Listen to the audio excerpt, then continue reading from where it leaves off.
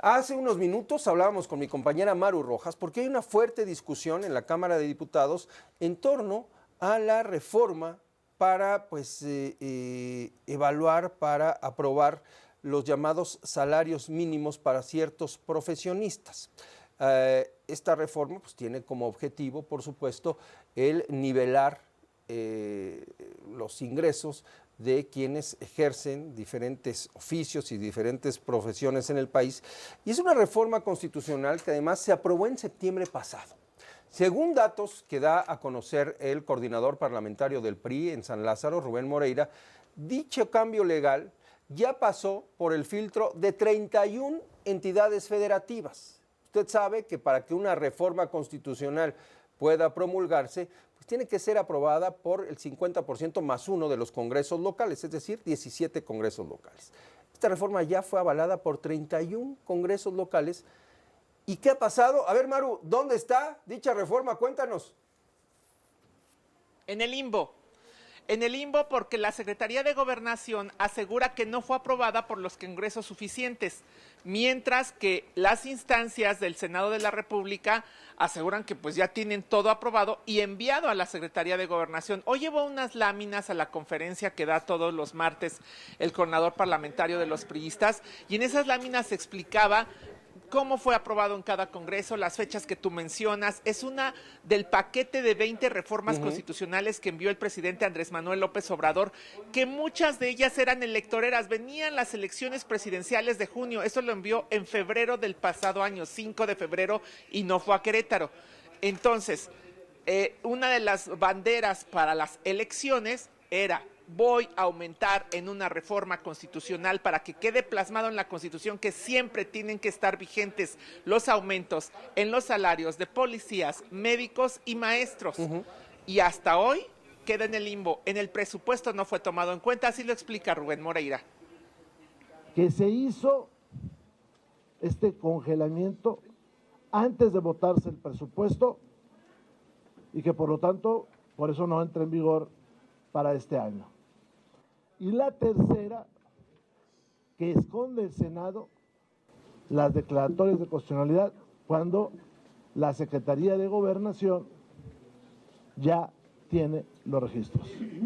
Estamos hablando de un acto gravísimo, porque se está burlando la voluntad popular y la voluntad de los legisladores. Y además es un acto que demuestra que el gobierno de Andrés Manuel López Obrador lo que quería era intervenir en las elecciones.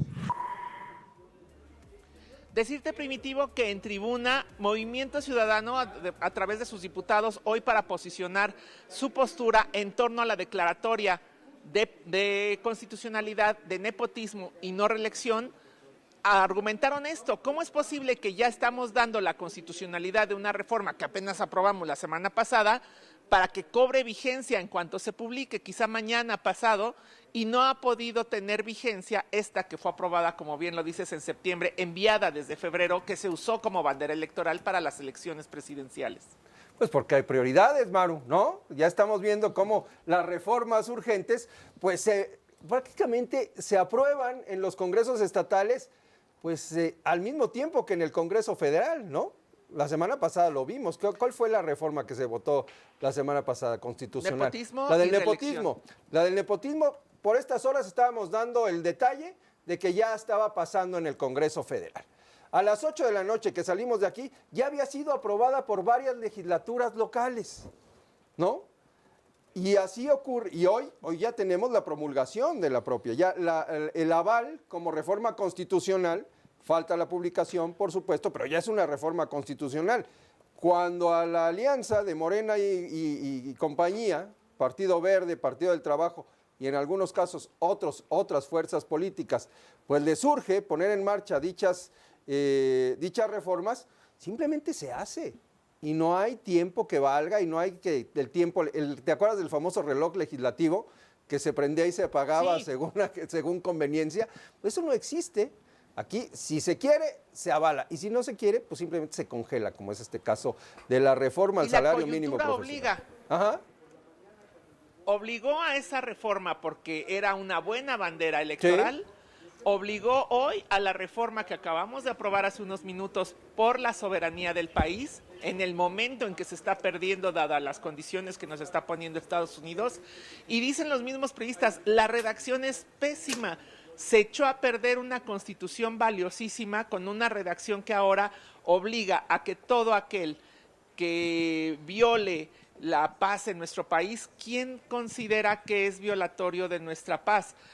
Uno de los oradores dijo, ¿puede un periodista extranjero hablar de corrupción del actual gobierno y ser considerado violentador de la paz y ser encarcelado?